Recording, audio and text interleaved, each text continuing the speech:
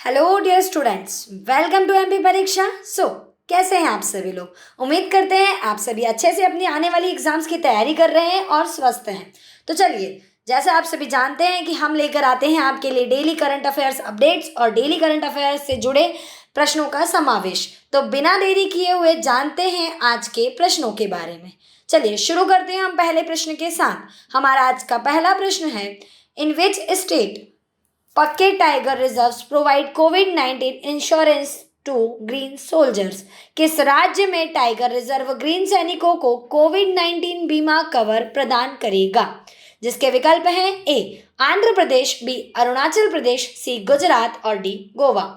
और इसका जो सही उत्तर है वो है अरुणाचल प्रदेश। देखिए, इसमें मैंने आपको समय नहीं दिया है, लेकिन जिन बच्चों को इसका आंसर पता है वो जल्दी से कमेंट बॉक्स में हमें कमेंट करेंगे, ताकि इसके साथ साथ आपका जिन लोगों ने करंट अफेयर पढ़ लिया या जो पढ़ रहे हैं उनका रिवीजन भी होगा, और जिन्हें जानकारी नहीं है उन्हें जानकारी भी प्राप्त होगी। चलिए थोड़ा सा डिस्कस कर लेते हैं हम लोग अरुणाचल प्रदेश के बारे में। तो देखिए, अरुणाचल प्रदेश में टाइगर रिजर्व पूर्वोत्तर के 8 राज्यों में ग्रीन सैनिकों को कोविड-19 के लिए बीमा कवर प्रदान करने वाला पहला राज्य बन गया है। ठीक है, और 8 राज्य पूर्वोत्तर में कौन कौन से हैं? अरुणाचल प्रदेश, असम, मणिपुर, मेघालय, मिजोरम, नागालैंड, सिक्किम और त्रिपुरा। ठीक है, यहाँ पर क्या है, जो अभी कोविड-19 संक्रमण हुआ था उसके खिलाफ, मतलब उसके लिए जो समस्याएं हुई थी, तो 9 महीनों के लिए इनको जो बीमा है वो फॉरेस्ट गार्ड और आदि सभी सैनिकों के लिए इन्हें वन्य जीव संरक्षण का श्रेय मतलब जो है उन्हें दिया जा रहा है और उन्हें ये बीमा प्रोवाइड किया जा रहा है। चलिए नेक्स्ट क्वेश्चन देखते हैं हमारा। तो हमारा आज का अगला जो प्रश्न है वो कुछ इस प्रकार है, डेनियल मेदवेदेव, ठीक है, डेनियल मेदवेदेव ने पेरिस मास्टर 2020 जीता है, वह किस राष्ट्र के हैं? अब देखिए, यहाँ आपके 2 क्वेश्चन बन सकते हैं कि डेनियल मेदवेदेव ने कौन सा जीता है, ठीक है, कौन सा पुरस्कार जीता है, या पेरिस मास्टर 2020 का खिताब किसने जीता है। ठीक है, तो ये आपको पता होना चाहिए। ठीक है, तो एक क्वेश्चन में आपके यहाँ 3 क्वेश्चन कवर होते हैं।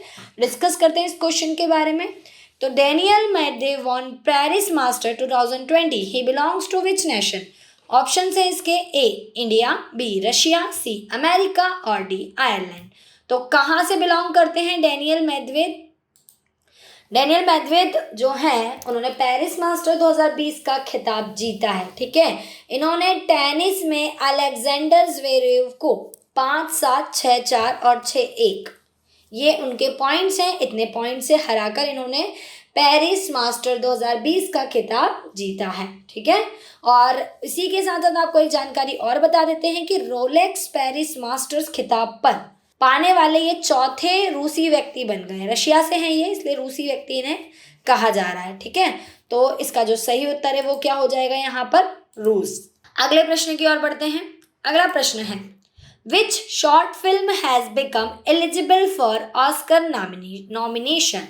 कौन सी लघु फिल्म ऑस्कर नामांकन के लिए पात्र हो गई है? ए गली बॉय, बी गुल, सी नटखट और डी इनमें से कोई नहीं। ये बहुत अच्छा क्वेश्चन है। ये ऑस्कर वाले जो क्वेश्चन हैं ये मोस्टली आपके एग्जाम में पूछ लिए जाते हैं, इसलिए अपडेट होना बहुत ज़रूरी है। तो जल्दी से हमें बताइए कि कौन सी फिल्म है, शॉर्ट फिल्म कौन सी है जो ऑस्कर के लिए नॉमिनेट हुई है? जी, तो नॉमिनेशन के लिए जो पात्र हुई है इसका आंसर हो जाएगा विकल्प सी। कई बच्चों ने सही आंसर दिया भी है। तो विद्या बालन की शॉर्ट फिल्म नटखट, विद्या बालन द्वारा बनाई गई शॉर्ट फिल्म है नटखट, ये ऑस्कर की रेस में शामिल हुई है। ठीक है, best of India short film festival 2020 के 3रे संस्करण में इस मूवी ने शीर्ष पुरस्कार जीता है, ये भी पता होना चाहिए। ठीक है, आगे देखते हैं। अगला प्रश्न है, national legal services day is observed annually observed on which day? राष्ट्रीय विधिक दिवस प्रतिवर्ष किस दिन मनाया जाता है? देखिए, नवंबर में डेज है, इसीलिए नवंबर से रिलेटेड है, इसलिए आज के करंट अफेयर में हमने आपसे ये पूछा है। विकल्प है 7 नवंबर, 8 नवंबर, 9 नवंबर, 10 नवंबर। ठीक है, तो देखिए, जो नेशनल लीगल सर्विस डे होता है वो मनाया जाता है 9 नवंबर को। ठीक है, 9 नवंबर को राष्ट्रीय विधिक सेवा दिवस यानी कि नेशनल लीगल सर्विस डे मनाया जाता है। डेज की हम लोग बात कर रहे हैं तो एक चीज़ और है, नेशनल एजुकेशन डे हम बोलते हैं जिसे कि अब्दुल कलाम आज़ाद, जिन्होंने इस डे को मतलब फॉर्मेशन बोल सकते हैं, जिस डे की शुरुआत की थी, वो मनाया जाता है 11 नवंबर को। ठीक है, तो 11 नवंबर का डे भी आपको यहाँ से अपडेट हो गया है। ठीक है, आगे बढ़ते हैं। Ex SPG officer penned novel Rasathi on which community. पूर्व एसपीजी अधिकारी ने किस समुदाय पर उपन्यास रासाथी लिखा है? हाल ही में लिखा है ये। ए सिखों पर, बी महिला, सी ट्रांसजेंडर और डी मुस्लिम। जो रासाथी उपन्यास लिखा गया है वो किसके संदर्भ में लिखा गया है, मतलब किस समुदाय को इंगित करता है वो उपन्यास? तो इसका जो सही उत्तर होगा वो होगा ट्रांसजेंडर। ठीक है, इन्होंने ट्रांसजेंडर पर एक उपन्यास लिखा है जिसका नाम है रासाथी। ठीक है, इसका जो बुक है इसका पूरा नाम है Rasathi the other side of transgender. इन्होंने एक उपन्यास लिखा है। ठीक है, इसमें बुक की अगर मैं बात करूँ, इस उपन्यास की अगर मैं बात करूँ, तो इसका एक जो मेन कैरेक्टर है वो एक ट्रांसजेंडर है जिसका नाम है रासाथी। बस इतना जानना हमारे लिए काफ़ी है।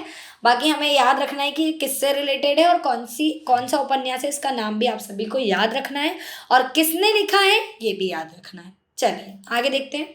अगला प्रश्न है, ग्रेट माइकल होल्डिंग को एमसीसी फाउंडेशन संरक्षक नियुक्त किया गया है, वह किस राष्ट्र से संबंधित है?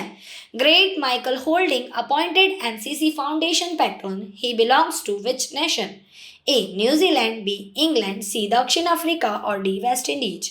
तो देखिए यहाँ पर जो ग्रेट माइकल होल्डिंग हैं वो बिलोंग करते हैं वेस्ट इंडीज से। ठीक है, वेस्ट इंडीज के माइकल होल्डिंग जिन्हें एमसीसी का संरक्षक नियुक्त किया गया है। ठीक है, ये इनकी जो उम्र है वो है 66 वर्ष की। ठीक है, ये एक लॉयर हैं पेशे से और इन्हें अभी एमसीसी फाउंडेशन मैरी बोलन क्रिकेट क्लब की धर्मार्थ शाखा यानी कि चैरिटेबल आर्म के नियमों की संरक्षक और क्रिकेट के माध्यम से जीवन को बेहतर बनाने के उद्देश्य से इसे बनाया गया था। ठीक है, तो इसका जो सही उत्तर हो जाएगा यहाँ वो होगा वेस्ट इंडीज। आपको इनका नाम भी याद रखना है क्योंकि हो सकता है क्वेश्चन आपसे घुमा के पूछ लिया जाए कि हाल ही में वेस्ट इंडीज के उस व्यक्ति का नाम बताइए जिन्हें एमसीसी का फाउंडेशन संरक्षक नियुक्त किया गया है। तो आपको नाम पता होना चाहिए कि ग्रेट माइकल होल्डिंग। ठीक है, great Michael Holding is a person who appointed MCC foundation patron him. ठीक है, चलिए आगे बढ़ते हैं।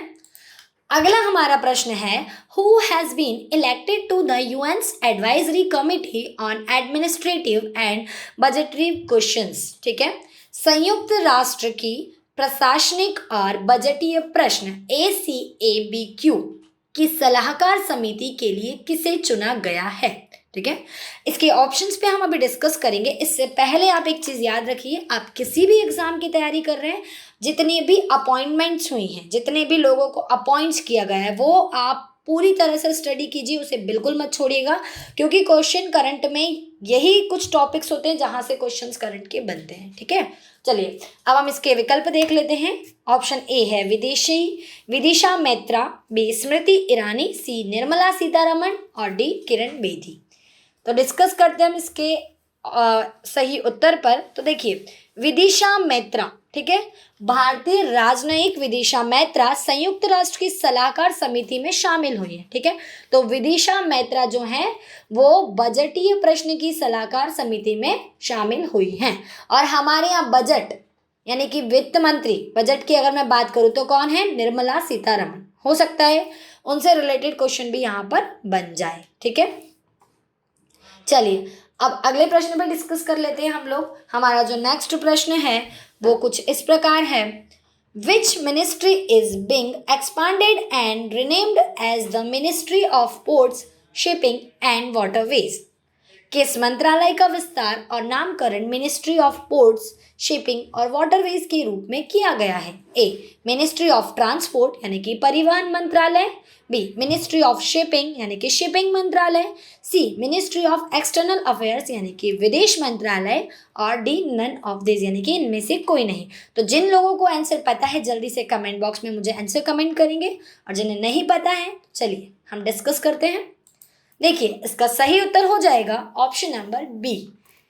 पीएम मोदी जी जो हैं हमारे देश के प्रधानमंत्री, उन्होंने शिपिंग मंत्रालय का नाम बदले जाने की घोषणा की है। ठीक है। जहाज रानी यानी कि शिपिंग मंत्रालय, शिपिंग मिनिस्ट्री का नाम बदलकर अब मिनिस्ट्री ऑफ पोर्ट्स, शिपिंग और वाटरवेज किया जाएगा, ठीक है। इसकी घोषणा प्रधानमंत्री नरेंद्र मोदी जी ने 8 नवंबर 2020 को गुजरात में की, ठीक है। तो आपको याद रखना है कि शिपिंग मंत्रालय का नाम बदलने की घोषणा की जा चुकी है। चलिए बढ़ते हैं हमारे अगले प्रश्न की ओर। अगला प्रश्न है, India's longest single lane motorable suspension bridge Dobra Chanti, नाम याद रखिएगा, Dobra Chanti has been inaugurated in which state. Bharat के सबसे लंबे single lane motorable suspension bridge Dobra Chanti का उद्घाटन किस राज्य में किया गया है, जिसके विकल्प कुछ इस प्रकार हैं। ए उत्तराखंड, बी अरुणाचल प्रदेश, सी हिमाचल प्रदेश, डी केरला। जिन लोगों को उत्तर पता है कमेंट कीजिए, जिन्हें नहीं पता है डिस्कस करते हैं। तो देखिए इसका जो सही उत्तर होगा वो होगा ऑप्शन नंबर ए उत्तराखंड, ठीक है। उत्तराखंड में देश के सबसे लंबे मोटर बल सिंगल लेन पुल का उद्घाटन हाल ही में हुआ है, ठीक है। अगर मैं उत्तराखंड की बात करूं तो उत्तराखंड के टिहरी गढ़वाल जिले में, ठीक है, जिले का नाम भी याद रखिएगा, टिहरी गढ़वाल जिला, ठीक है। और राज्य के 20वें स्थापना दिवस 20वां स्थापना दिवस है 9 नवंबर 2020 को चिन्हित करने के लिए यहाँ के मुख्यमंत्री त्रिवेंद्र सिंह रावत, यहाँ पर आपको मुख्यमंत्री जी का नाम भी याद रखना है, त्रिवेंद्र सिंह रावत ने डोबरा चांटी झूला सस्पेंशन पुल का उद्घाटन किया है, ठीक है। चलिए बढ़ते हैं अगले प्रश्न की ओर। अगला प्रश्न है, which states hornbill festival to be celebrated virtually, किस राज्य में इस वर्ष हॉर्नबिल फेस्टिवल वर्चुअली मनाया जाना है। अब इस क्वेश्चन को आप ढंग से पढ़िए एक बार फिर से। हॉर्नबिल फेस्टिवल की बात की, सबसे पहले आपको देखना है कि फेस्टिवल की बात कर रहे हैं तो फेस्टिवल का नाम भी याद करना है, किस स्टेट में मनाया जाना है, स्टेट का नाम भी याद रखना है और कब मनाया जाना है। अब विकल्प देखते हैं एक बार, मेघालय, नागालैंड, गोवा, उड़ीसा। अब इस प्रश्न से यहाँ आपके कम से कम 3 प्रश्न प्रिपेयर होंगे, कैसे चलिए देखते हैं। देखिए इसका जो सही उत्तर है वो है नागालैंड। तो आपसे पूछा जा सकता है कि हॉर्नबिल फेस्टिवल कहाँ मनाया जाता है, तो आप सभी को पता होना चाहिए कि नागालैंड में मनाया जाता है, ठीक है। इस साल कोविड-19 के चलते यह फेस्टिवल किस तरह से मनाया जाएगा, तो इस बार यह फेस्टिवल मनाया जाएगा वर्चुअली। आपसे पूछ लिया गया कि हाल ही में नागालैंड में कौन सा फेस्टिवल वर्चुअली मनाया गया, तो हॉर्नबिल फेस्टिवल, ठीक है। तो यहाँ इस एक ही क्वेश्चन से हमसे 3 से 4 क्वेश्चन बन सकते हैं, ठीक है। ये जो फेस्टिवल है ये 1 से 10 दिसंबर तक नागा जनजाति, ठीक है, जो नागा जनजाति होती है उनकी संस्कृति, विरासत, भोजन, रीति रिवाजों को दर्शाने के लिए मनाया जाता है, ठीक है। 16 जनजातियां एक साथ मिलकर इसे मनाती हैं, नृत्य करती हैं और 10 दिवसीय ये पर्व होता है। यहाँ पर पूरे वर्ल्ड लेवल के टूरिस्ट बहुत सारे आते हैं, बहुत सारे पर्यटक यहाँ शामिल होते हैं, ठीक है। तो आज के ये हुए हमारे करंट अफेयर के 10 प्रश्न, और कुछ इसी तरह के आगे कंटिन्यू प्रश्नों को पढ़ने के लिए आज ही हमारे YouTube चैनल को सब्सक्राइब कीजिए, अपने दोस्तों के साथ शेयर कीजिए और अगर वीडियो पसंद आया है तो वीडियो को लाइक कीजिए। तब तक सभी को ऑल द वेरी बेस्ट।